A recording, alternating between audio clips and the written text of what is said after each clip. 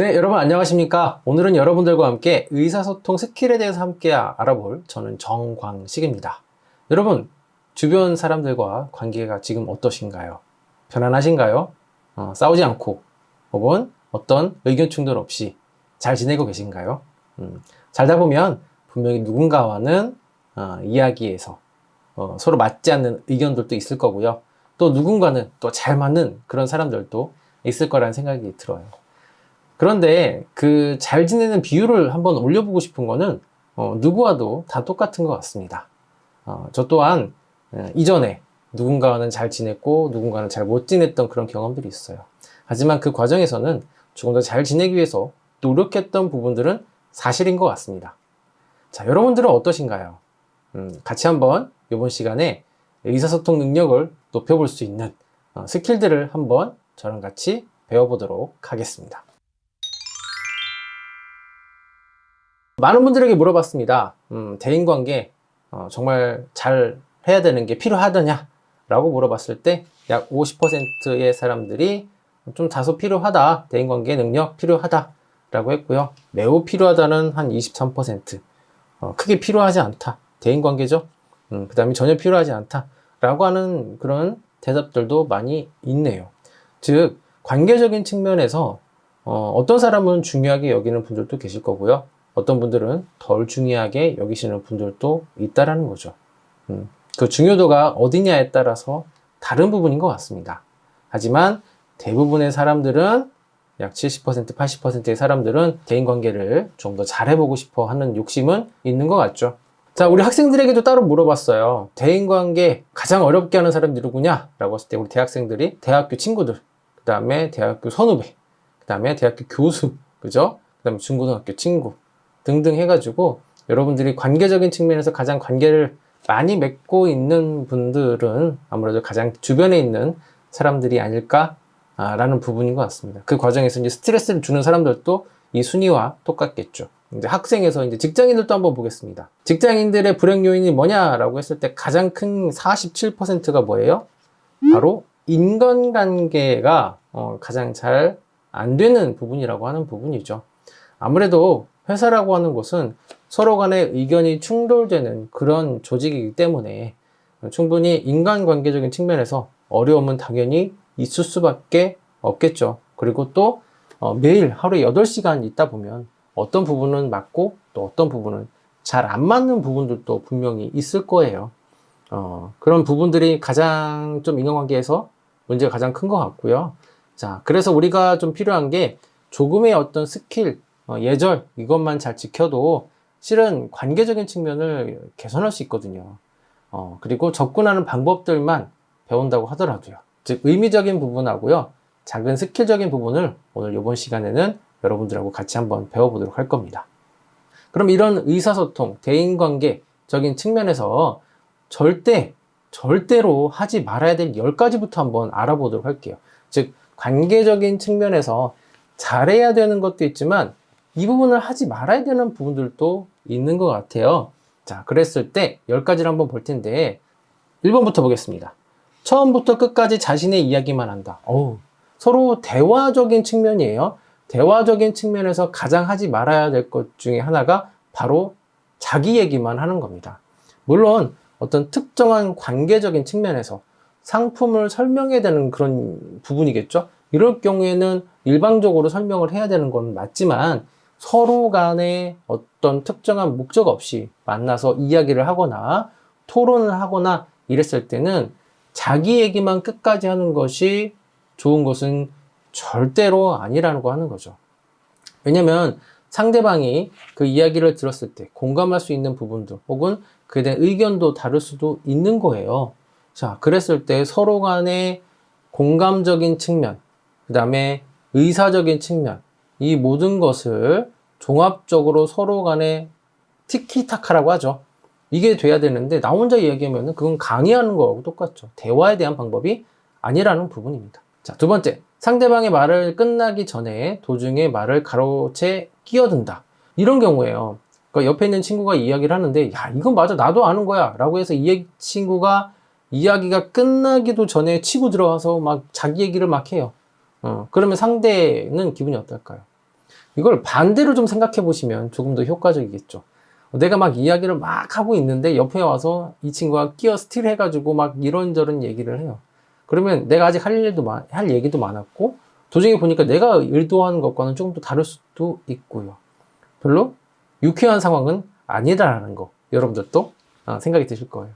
세 번째, 상대방이 싫어하는 주제를 화제로 삼는다. 즉 뭐냐면 여러분들도 그걸 보셔야 돼요. 어떤 정치적인 부분, 종교적인 부분 등등 이념적인 부분도 마찬가지죠. 상대가 싫어할 수 있는 부분들이 분명히 알고 있다면 굳이 그 얘기를 꺼낼 필요는 없습니다. 즉, 그 사람을 괴롭히는 것이 목적이 아니라고 한다면 그 얘기는 다시 꺼낼 필요가 없다라는 거죠. 즉, 눈치가 없는 거예요, 여러분. 그래서 내가 이 얘기를 했을 때 상대방이 기분 좋을 수 있는지 기분 나쁠 수 있는지도 한번 생각해 보셔야 되겠죠. 그 다음에 네 번째, 맞장구 대신 엇장구를 쳐서 대화의 길을 빼는 거예요. 즉 상대방이 이야기하는 거, 예를 축구를 얘기했어요. 맞아, 나도 축구 좋아해. 이렇게 얘기해야 되는데 상대방이 축구를 얘기해. 나는 농구를 좋아해. 그렇죠? 그러면 대화가 안 된다라는 겁니다. 자, 그 다음, 딴 생각을 하고 있다가 이미 했던 이야기를 되묻는 거예요. 옆에서 이야기하는데 오늘 점심에 뭐 먹지? 저녁에 뭐 먹지? 이렇게 생각을 하는 거죠. 그리고 나서 갑자기 생각 번쩍 드는 거예요. 뭐라고? 옆에 있는 친구는 막 열심히 얘기하고 있는데. 그러면 상대방의 기분이 나쁘겠죠. 왜 내 얘기를 충실히 들어주고 있는 게 아니기 때문에 상대방으로 하여금 기분이 나쁠 수가 있겠습니다. 자, 계속해서 볼까요? 자, 그 다음엔 상대의 이야기에 무관심한 표정과 시큰둥한 태도예요. 그렇죠? 물론 이건 개인차는 있을 수 있어요. 내가 태생이 어떤 표정이나 감정 표현이 좀 서투를 수 있습니다. 근데 여러분, 그것을 이야기하는 것은 아니에요. 자, 누구든 그 사람을 향해서 눈을 마주치고 웃을 수 있거나 혹은 이야기하는 것을 메모를 하면서 들을 수 있는 그런 노력은 누구나 할 수 있습니다. 정도는 있겠죠. 그런데 상대의 이야기에 무관심한 표정 혹은 시큰둥한 태도라는 건 뭐냐면 옆에서 이야기하는데 그냥 앞에만 보고 있어요. 그 다음 표정을 짓지 않아요. 그리고 분명히 공감을 갈 만한 내용이에요. 예를 들면은 이번에 시험에 합격했어. 혹은 어떤 것을 새로 샀어. 라고 하게 되면은 시험을 통과했으면 축하해 줄 수 있잖아요. 근데 축하해 주지 않아. 근데 차를 샀어. 축하해 줘야 되는데 축하해 주지 않아. 그냥 좋겠다. 라고 하고 넘겨버려요. 자, 그러면 얘가 내가 차 산 거를 싫어하나? 얘는 왜 싫어하는 걸까? 이런 생각도 들 수 있다라는 겁니다. 주의하셔야 되겠죠? 그죠? 자, 그 다음에 상대방이 이야기하는데 아무런 반응을 하지 않는 거. 위에서 이야기한 부분하고 좀 업그레이드 된 부분이죠. 얘기하는데 아예 미동을 하지 않아. 그냥 속으로만 나 혼자 생각해. 물론 나도 나 스스로 속으로만 생각하는 이유가 있을 수 있긴 하겠죠.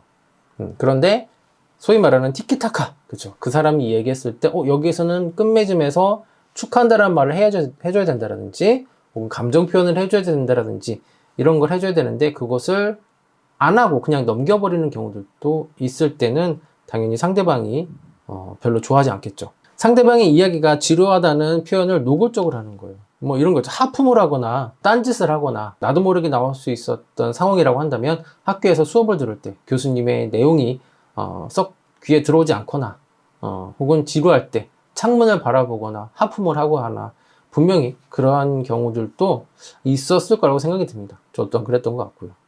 자, 그래서 이렇게 노골적으로 표현하는 것은 절대 하시면 안 되겠죠. 예의에 어긋나는 일이니까요. 자, 그 다음에 말하는 사람보다 다른 사람에게 관심을 갖는 거죠. 즉 여러 명이 있는데 실제 말하는 사람이 옆에 있는데 옆에 있는 사람이 보고 있는 책이나 이런 곳에 더 관심을 갖게 되면은 이제 말하는 사람이 당연히 싫어할 수 있고 기분이 상할 수 있습니다. 그래서 여러분들도 이 부분을 좀 염두에 두셔야 돼요. 앞에 있는 사람을 좀 집중해서 보셔야 된다는 거고요. 자, 그 다음에 자신의 말은 옳고 상대방의 말은 틀렸다는 것을 귀를 쓰고 이제 이야기하시는 분들이 있어요. 이게 뭐냐면 어떤 논리적인 측면에 여기에 해당이 될 수 있긴 한데 실질적으로 보게 되면 이런 분들은 이미 남의 얘기를 들을 자세가 혹은 이제 그런 부분들이 안 되어 있는 경우들이 있어요. 그래서 여러분들 2단계까지 가게 되면 심각하기 때문에 실질적으로 상대방의 말을 가장 많이 듣는 연습이 그래서 필요합니다. 내가 하고 싶은 말이 있어도 좀 참고 상대방의 이야기가 끝날 때까지 들어주고 눈을 보면서 앞에 있는 사람에 대한 부분을 충분히 공감해줘 가면서 듣게 된다고 하면 분명히 여러분들의 대인관계, 즉 대화적인 측면에서의 이런 스킬들은 분명히 올라갈 수밖에 없다라는 겁니다. 내 말만 안 줄여도, 즉 우리가 소위 말하는 7대 3이죠. 7을 듣고요, 3만 말하는 거예요. 70%는 듣기만 하고요, 30%는 어떻게 해요? 이야기하는 거죠. 8대 2면 더 좋을 수 있겠죠. 그랬을 때 여러분들 그 사람이 이야기하는 것에 대해서 충분히 의도도 파악이 될 수 있고요, 그 사람과 공감을 하기도 훨씬 편하고. 왜? 상대방은 자기의 생각, 의견들을 자꾸 표현하니까 얘가, 이 친구가 이런 생각을 갖고 있고 이런 거에 관심이 있구나라는 것을 파악할 수 있는데, 내 얘기만 하다 보면 그 사람이 누군지를 모르고 오는 경우들이 너무 많기 때문에 그렇습니다. 효과적인 대화의 3가지 기본 원칙이 있습니다. 상대방의 자존심을 지켜주는 거죠. 무시하면 안 돼요. 아까 우리 10가지에서 나왔던 부분, 대부분의 내용들이 뭐였죠? 그렇죠. 상대방의 내용에 무시하거나 듣지 않는 그런 부분들이 많았다라는 거고요. 상대방의 관심을 끌 수 있는 주제, 그렇죠. 그 사람이 쉽게 이야기할 수 있고 싫어하는 것을 빼는 거죠. 어찌 보면 이 3가지 원칙은 위에서 이야기한 10가지에 대한 요약적인 부분이다 라고 보시면 되겠습니다.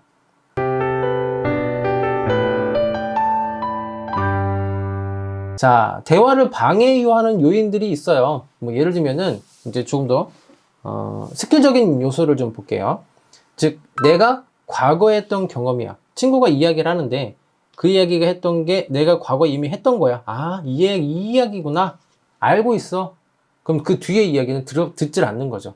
이러한 부분이 이제 과거에 대한 부분에서 미리 이제 어떤 이 고정관념이나 선입견을 가지고도 같이 보게 되는 거죠. 그러니까 그 사람의 이야기를 끝까지 다 듣는 것이 아니고, 내 이전 과거의 경험이 했으니까 얘도 그럴 거야 라는 생각이 지배적으로 이야기하는 그런 부분. 그리고 물리적인 환경이에요. 주변 환경이죠.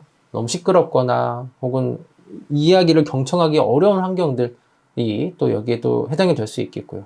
그 다음에 여러분들이 이 친구에게 대화를 하는 의도, 예를 들면은 실제 이 친구가 만나서 같이 이야기하자고 했는데 나는 이 친구에게 원하는 뭔가 다른 것이 있어. 예를 들면 이 친구가 내 보험을 좀 들어줬으면 좋겠다라든지, 혹은 내 물건을 좀 사줬으면 좋겠다라든지, 그런 의도적인 부분이 있게 되면은 당연히 머릿속에는 그 생각만 있겠죠. 당연히 앞에 있는 사람의 이야기가 잘 안 들어올 수 있겠습니다. 그리고 편견이나 선입견, 얘는 어떨 거야? 얘는 이런 식으로 이야기하네?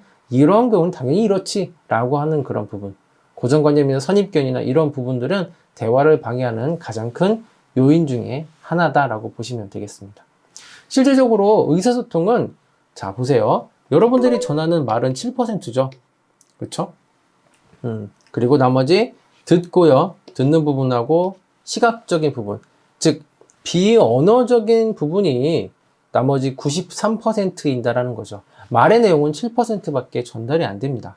그래서 여러분들도 조금 더 주의해서 해주셔야 되는 부분들이 이 말뿐만이 아닌 내 표정, 눈빛, 이 손짓, 발짓 등에 대한 부분들도 중요한 의사소통의 하나다라는 것을 꼭 아셨으면 좋겠어요. 기본적으로 비언어적인 측면에서는 당연히 첫 번째는 얼굴에 대한 표정이에요. 항상 밝게 웃어주려고 하는 부분은 노력들 필요하겠죠.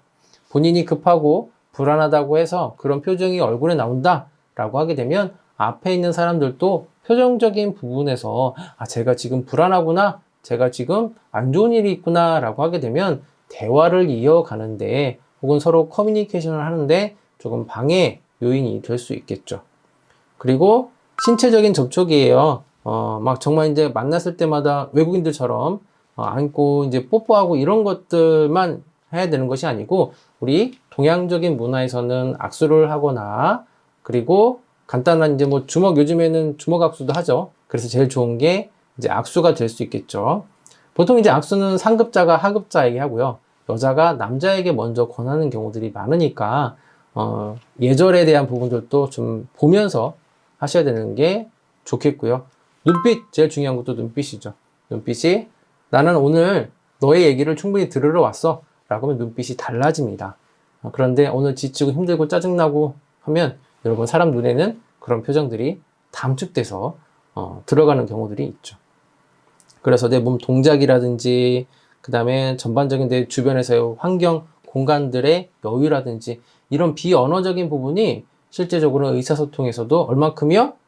그쵸. 시각적인 부분이 55%에 해당이 될 수 있겠죠. 그 과정의 하나 일부가 될 수 있겠습니다. 자, 그 다음에 대화할 때 수정해야 하는 버릇들이 있습니다. 기본적으로 미리 메시지의 내용을 짐작하는 경우에요. 즉 뭐냐면 그 사람의 이야기를 끝나기도 전에 얘는 이야기를 이렇게 할 거야 라고 하는 부분들. 절대 금물이죠. 그 다음에 상대방의 말을 가로채는 거 하지 말라고도 아까 말씀드렸고요. 말꼬리를 잡고 이야기하는 거. 야, 이거는 아니지 라고 하면서 말의 꼬리라고 하죠. 논리는 없지만 실제 그 사람에게 딴지를 걸기 위해서 이야기를 이어가는 그런 형태 하시면 안 되겠고요. 정확하게 이야기하지 않고 얼버무리는 것. 그쵸. 대화할 때는 실제 그 사람이 이야기하는 부분을 충분히 잘 듣고 전달을 해야 되는 부분. 이게 기본적이겠죠. 그런데 내가 이야기하는 것조차가 무슨 얘기인지 모르겠어. 그럼 상대방도 그 얘기 잘 모른단 말이에요. 한두 번 이야기를 열심히 들으려고 하지만 그 다음부터는 계속 이렇게 이 친구가 얼버무린다고 했을 때는 정말 중요한 내용이 아니라고 하면 다시 물어보기에는 어려움이 있겠죠. 자, 그 다음에 상대방의 이야기를 들을 때는 어떻게 해야 될까요? 상대방을 정면으로 봐야 되고요. 편안한 자세가 필요하겠습니다. 즉, 자세적인 측면에서 팔짱을 끼거나 다리를 꼬거나 하는 측면에 그런 자세들은 무의식적으로 상대방에 대한 거부감을 나타내는 것과 똑같습니다. 그래서 다리를 꼬거나 그러시면 안 되겠고요. 맞장구를 치는 거예요. 손뼉을 치거나 혹은 그 말이 맞다라고 하는 부분에 있어서 약간의 제스처가 포함이 된다고 하면 상대방도 되게 좋아서 이야기를 계속 이어나갈 수 있겠죠. 그리고 시선은 계속해서 마주칠 수 있는 게 좋겠습니다.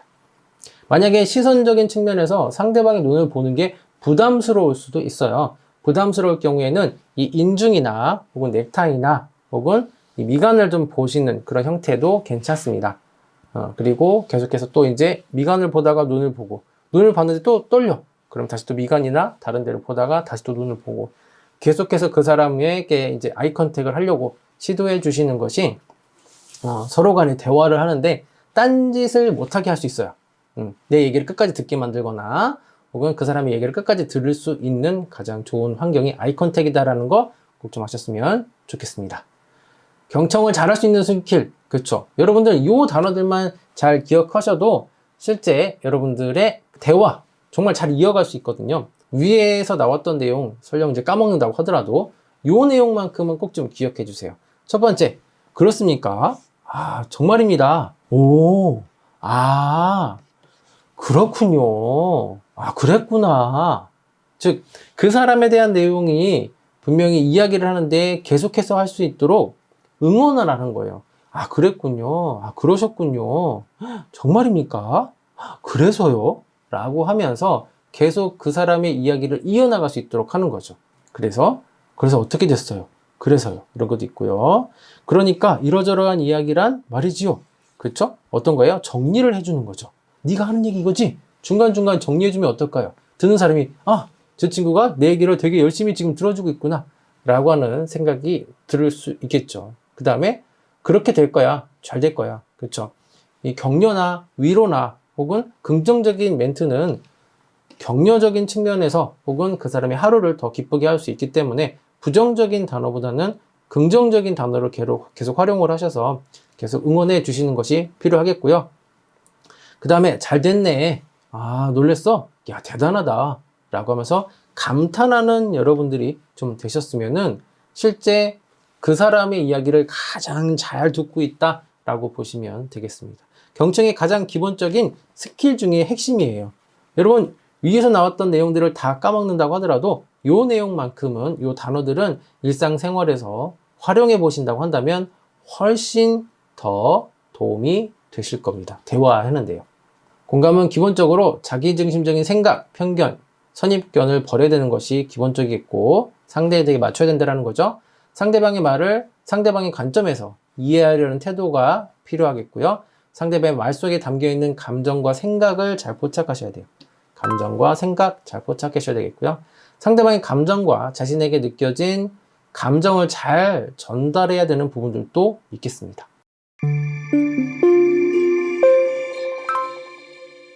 자, 그리고 대화를 할 때는 너가 그래서 이렇게 된 거야 라기보다는 너가 이런 상황이니까 내가 이런 감정이 들었고 그래서 나는 지금 이런 생각이나 이런 것들 해줬으면 좋겠어 라고 하는 거죠. 즉 너 때문에야가 아니고 나는이라고 하는 즉 I 메시지라고 합니다. 나를 전달하는 형태로 하게 되면은 그 화살 자체가 네가 아니고 나한테 오기 때문에 상대방과 어떤 대화나 이런 부분에서 조금 더 부드럽게 이야기가 서로 오고 갈 수 있어요. 앞에서 보시는 것처럼 뭐 이런 것도 있죠. 지금 엄마가 있고요. 그쵸? 예, 딸인 것 같습니다. 딸이 이렇게 해줘. 놀아달라고 했겠죠? 그럼 엄마가 뭐래요? 귀찮게 좀 하지 마. 엄마는 나 싫어하나 봐. 이렇게 했는데 이거를 나 전달법으로 바꿔보게 되면 어떻게 되죠? 일하고 들어와서 엄마가 피곤해. 좀 쉬고 싶어. 즉 내 감정을 솔직하게 이야기하는 거예요. 그러면 이 아이는 어떻게 했죠? 아, 엄마가 많이 지금 피곤한가 봐 라고 하는 거죠. 똑같은 상황입니다. 근데 말의 메시지를 어떻게 전달하느냐에 따라서 지금 완전히 다른 형태의 감정들 혹은 상황들이 벌어지게 되는 거죠. 이런 iMessage는 기본적인 4가지 단계가 있습니다. 첫 번째, 다른 것이 아니고요. 행동이나 사건을 첫 번째 언급해 주시는 거예요. 예를 들면은 당신이 연락이 안 돼서 안 되고 새벽까지 안 들어오니 그 사람이 했던 문제나 원인에 대해서 얘기를 하는 거죠. 그 다음에 뭘까요? 내가 너무 걱정되고 화가 났다. 그쵸? 나의 감정과 느낌을 이야기하는 거죠. 그리고 나서 뭐예요? 그래서 내 욕구나 바람이에요. 다음부터 늦어지면 늦는다고 미리 전화를 주거라. 그 다음에 문자를 남겨주면 좋겠어. 라고 하는 추후에 수정됐으면 하는 행동이나 바람들을 같이 이야기하는 거죠. 자, 이렇게 하게 되면은 상대방으로도 하여금 아, 저 친구가 이 상황에 대해서 자기 스스로 이렇게 느끼고 있구나. 그러면은 아, 그래, 이것을 이해해 줘야 되겠구나. 라고 하는 측면이 큰데 어떤 감정이 격돌한 상황이나 문제되는 상황에서 야, 네가 연락을 안 해줬잖아. 이렇게 끝내버리거나 너 때문이야. 라고 하는 그런 메시지로 전달이 되게 되면 서로 싸움밖에 일어나지 않겠죠. 어떤 이런 작은 차이의 대화 방법들이 실제 여러분 일상에서도 많이 친구 관계나 대인 관계적인 측면에서 서로 간의 관계를 조금 더 돈독하게 할 수 있는 좋은 방법이 될 수 있습니다. 자, 위에서 이야기했던 부분을 조금 더 요약적으로 좀 말씀드려 볼게요. 앞에 보시는 것처럼 여러분들이 다른 사람의 말에 경청을 하고 그 다음에 대화에 대한 어떤 깊이를 이어가고 싶다라고 하면은 앞에 보시는 encourage라고 하는 우리의 용어들이 있어요. 뭐냐면 첫 번째 아이 컨택이요. 적당한 정도의 눈 마주치는 유지. 이런 것이 첫 번째 필요하겠고요. 두 번째 고개를 끄덕입니다. 끄덕임. 라고 하면서 추임새도 넣으면 좋겠죠. 근데 고개를 끄덕이는 거. 세 번째 그 사람의 문화나 어떤 부분들을 존경해 주시는 거예요. 뭐 예를 들면은 나하고 정치나 종교적인 색이 다를 수 있습니다. 나와 다른 종교, 나와 다른 어떤 가치관을 갖고 있다고 해서 틀린 건 아니거든요. 다름을 서로 인정해 주셔야 되는 부분이 있겠고, 세 번째, 내담자를 향한 열린 자세예요. 그 사람이 얘기하는데 다른 자세를 보거나 다른 데를 보거나 이렇게 하게 되면은 서로 간에 아, 저 사람이 지금 내 얘기를 들으려고 하지 않는구나 라는 것을 느끼기 때문에 최대한 그 사람과 이야기를 할 때는 같은 방향과 서로 마주보는 형태가 가장 좋겠죠. 그 다음에 언어를 쓰는 거예요. 아까 고개를 끄덕이는 거 있었죠? 고개를 끄덕이면서 하면 제일 좋습니다. 그 다음에 편안하고 자연스러운 자세. 너무 긴장되거나 불안한 자세보다는 내 이 상황에서 당신과 좀 편안하게 이야기를 하고 왔어 라고 하는 그런 부분에 있어도 스스로 마인드 컨트롤도 필요하겠죠. 그래서 편안한 자세, 릴렉스한 어떤 그런 환경을 좀 만드시고 그 이야기를 하셔가는 게 도움이 되겠죠. 그 다음에 산만한 행동을 피하는 거야. 볼펜을 막 돌리거나 혹은 뭐 이제 계속 전화기를 만지거나 라고 하는 그런 부분들은 하지 마셔야 되겠고요. 그 다음에 내담자와 같은 언어 스타일이죠. 어린아이면 어린아이들에 맞춰진 언어 스타일. 할아버지면 할아버지. 동료면 동료와 주로 이제 많이 쓰는 어떤 용어들이나 이런 것들을 비슷하게 같이 써주시게 되면 공감대가 많이 형성이 될 수 있겠죠. 그리고 음성 메시지와 비음성적인 메시지, 그쵸. 그 말은 7%밖에 전달이 안 된다고 했어요. 나머지 비언어적인 부분이 정말 많이 전달이 된다라고 73% 이상 전달이 되는 부분이다라고 말씀을 드렸죠. 그래서 그 사람의 말만을 보는 것이 아니고 행동이라든지 눈빛이라든지 그리고 어떤 제스처라든지 이런 것들을 좀 보시면서 아, 이 친구가 지금 어떤 상황이구나라는 것을 계속해서 아실 수 있어야 되겠고요. 그 다음에 적절한 공간이에요. 관계적인 측면에서 너무 아직 친하지도 않은데 바짝 붙어서 이야기를 하게 되면 싫어할 수 있어요. 그렇다고 반대로 한 2m 이상 떨어져서 이야기하면 나랑 거리감을 두려고 하는 건가? 라고 하는 생각들도 들 수 있기 때문에 가장 적절한 단계, 자, 처음 만나게 되면은 한 1m에서 2m 정도 그 간격, 그 다음에 가까운 관계라고 하면 한 30에서 한 60cm 정도 되는 그런 거리에서 서로 간의 대화를 이어가셨을 때 조금 더 효과적인 대화를 이어갈 수 있겠습니다. 자, 그 다음에 질문 같은 경우에는 폐쇄형 질문이 있고요. 개방형 질문들이 있어요. 자, 개방형 질문. 뭐냐면, 단순히 yes or no로 대답하는 그런 것이 아니고요. 본인이 했던 이야기를 충분히 이야기할 수 있도록 하는 거죠. 뭐, 예를 들면은 이런 거예요. 폐쇄형 질문 같은 경우에는 왜 그랬어? 뭐 이런 거였고요. 근데 개방형 질문은 어떻게 보냈니? 뭐 이런 형태죠. 예를 들면은 자, 주말에 특별한 일 없었지? 그러면 네. 끝난 거잖아요. 반대로 개방형 질문 같은 경우는 이래요. 그래, 주말에는 어떻게 보냈어? 이렇게 되면 어떻게 되죠? 아, 주말에 이렇게 해서 이런 걸 했다.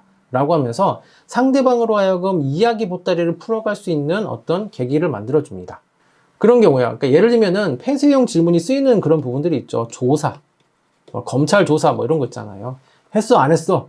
이랬을 때 어떤 사실을 끄집어내려고 했을 때 이런 폐쇄형 질문들을 끄집어내는데 반대로 우리가 서로 이야기를 할 때는 개방형 질문을 통해서 충분히 서로 이야기할 수 있도록 여건을 만들어 주시는 게 좋겠죠. 그래야만이 그 친구가 이야기하는 것도 많고 나도 거기에서 맞장구를 칠 수 있는 여러 가지 환경이 될 수 있을 것 같습니다. 자, 이런 개방형 질문은 최대한 여러분들이 왜 라는 질문은 단어는 좀 빼주시는 게 좋겠고요. 직접 질문보다는 어떤 간접 질문이 좋겠습니다. 야, 그거 했어?가 아니고 야, 그때는 어떻게 했어? 라고 하면서 좀 폭넓게 질문을 하는 거죠. 짧고 간단하게. 그리고 제일 중요한 거는 야, 근데 그렇게 어떻게 했어? 그럼 오전에는 어떻게 한 거야? 오후에는 어떻게 한 거야? 그래서 종합적으로 어떻게 된 거야? 가 아니고요. 하나의 질문에 하나의 메시지가 전달이 될 수 있도록 해주시는 것이 좋겠습니다. 두 가지, 세 가지 의미가 들어가는 형태의 질문들은 듣는 사람이 대답을 하는데 두세 개씩 해야 된다라고 하는 그런 압박감도 가질 수 있기 때문에 최대한 여러분들이 그러한 부분, 하나의 메시지를 전달이 될 수 있도록 해 주셔야 되겠습니다. 자, 마지막으로 여러분들에게 감정 반영을 좀 효과적으로 할 수 있는 부분을 설명을 드릴게요. 실제 그 사람이 이야기했을 때 단순히 내용만 전달하는 형태가 아니고요. 그 사람의 감정까지 읽어줬을 때 어때요, 여러분? 기분이 훨씬 더 좋겠죠. 아, 저 친구 나에 대한 감정이 이렇게까지 공감해주거나 그 깊이 있는 단계를 해볼 수 있는 방법이 있는데요.